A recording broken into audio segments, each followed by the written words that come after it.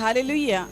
हम पवित्र वचन के द्वारा हम हमेशा जानते हैं कि यिर्मयाह नबी का ग्रंथ अध्याय 29 11वां वचन कहते हैं, I have a plan for you, not for your destruction, but it is for my welfare.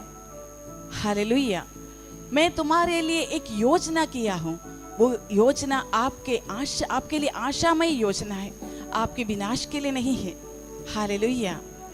जी हाँ मेरे प्रिय भाइयों एवं बहनों, मैं इस बात पवित्र वचन पर बहुत विश्वास करती हूँ और उस पवित्र वचन के आधार पर आगे बढ़ाने का कोशिश भी करती हूँ। और विशेष प्रकार से संत लूकास के सुसमाचार पहला अध्याय 46 और 27 वचन में कहते हैं, मेरी आत्मा प्रभु का गुणगान करती है, मेरा मन अपने मुक्तिदाता ईश्वर में आनंद मनाता है। आज मुझे यही कहने के लिए है, मैं अभी लगभग 1 साल और 4 महीने हुआ दिल्ली छोड़कर, और प्रभु की योजना के अनुसार मैं पहुंच गई आसाम के केद्री डिवाइन रिट्रीट सेंटर में ही, जहां ईश्वर के लिए और भी सेवा कार्य में लग पा रहे हैं। Praise the Lord, hallelujah. मैं अपने साक्ष्य आगे बढ़ाने से पहले मैं आप लोगों को एक पवित्र वचन देने के लिए चाहती हूँ, जिसमें हम सब क्यों जिंदा है इस पर थोड़ा विचार करना अच्छा है।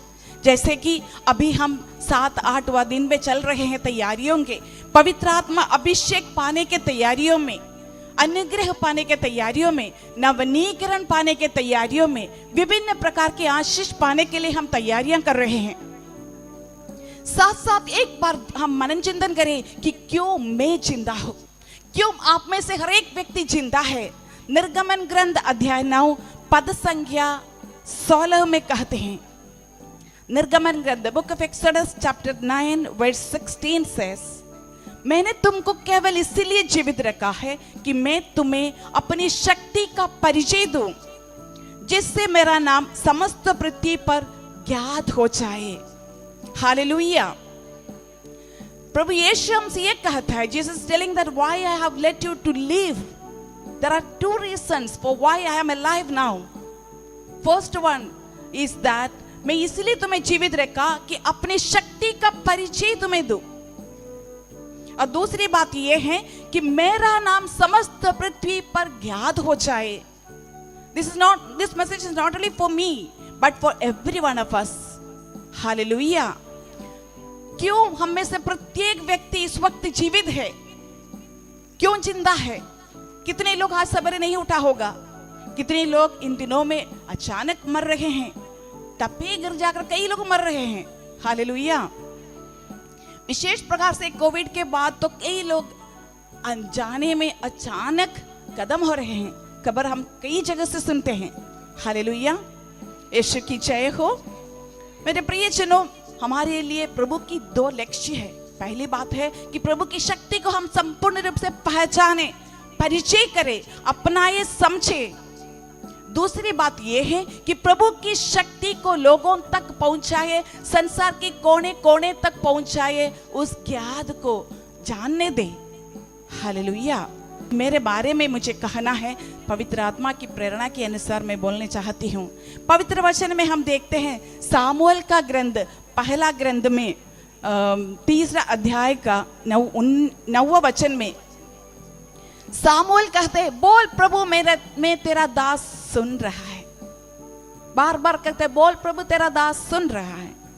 और लूकास के सुसमाचार में अध्याय 1 पद संख्या 38 में कुंवारी मरियम स्वर्गदूत गब्रिएल के संदेश सुनने के बाद वो कहती है, देख प्रभु मैं तेरी दासी, तेरी इच्छा मुझ में पूरी हो जाए। और हम देख सकते हैं प्रेरित चरित्र ग्रंथ अध्याय 9, जहां पे साउल विश्वासियों को मार डालने के लिए दमास्कस की ओर जा रहा था।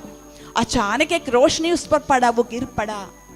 उसके बाद पूछते हैं, आप कौन हैं? यीशु ने कहा, तुम जिसे अत्याचार करते हो वो मैं हूं। तुम क्यों मुझे अत्याचार करते हो? यीशु की आवाज उनको सुनाई पड़ी जब वो गिर पड़ा। तब उसी प्रकार तब तुरंत साउल पूछते हैं, आप कौन हैं? मेरे प्रियजनों, मेरे जीवन में भी ऐसे कई घटनाएं हैं जिसमें मुझे आप प्रभु से पूछना पड़ा, आप क्या चाहते हैं? जब तक वो पूछे नहीं तब तक मेरे रास्ता टेढ़ा मेढ़ा था। Hallelujah, hallelujah. सन 1995 में मैं दिल्ली में आई, अप्रैल महीने में।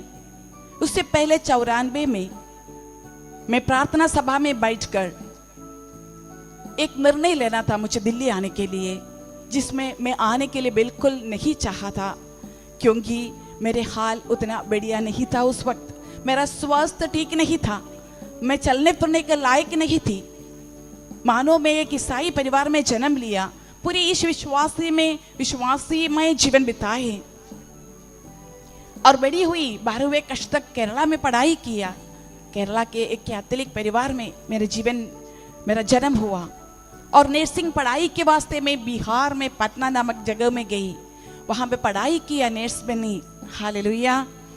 और उसके बावजूद भी मेरे जीवन में ऐसे एक हाल आए जैसे सावुल को अपने जीवन में सामना करना पड़ा, जिससे मेरे कान खुल गया, जिससे मेरा हृदय प्रभु के लिए खुल गया, जिससे मेरा विश्वास प्रभु में बढ़ने लग गया, जिससे मैं प्रभु के और निकट जाने के लिए लगा, प्रभु के बारे में ध्यान लगाने लगा, प्रभु की आवाज सुनने का कोशिश करने लगा।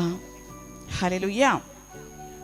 प्रियजनों, सन 1994 में 1994 जब मुझे दिल्ली आने का टाइम आया, मैं बहुत प्रार्थना किया कि मैं कैसे करूं, क्योंकि मेरे हाल नर्स बनने के बावजूद, हॉस्पिटल में काम करने के बावजूद, एक्सपर्ट ईसाई अस्पताल में सेवा करने के बावजूद ऐसे हाल पर पड़ गई कि मैं बिल्कुल चलने फिरने लायक नहीं रहा, क्योंकि मेरे दोनों पैरों में हिप जॉइंट्स में इन्फेक्शन हुआ, जिससे अस्पताल में रहने पर भी कोई डायग्नोसिस टाइम पर नहीं हुआ।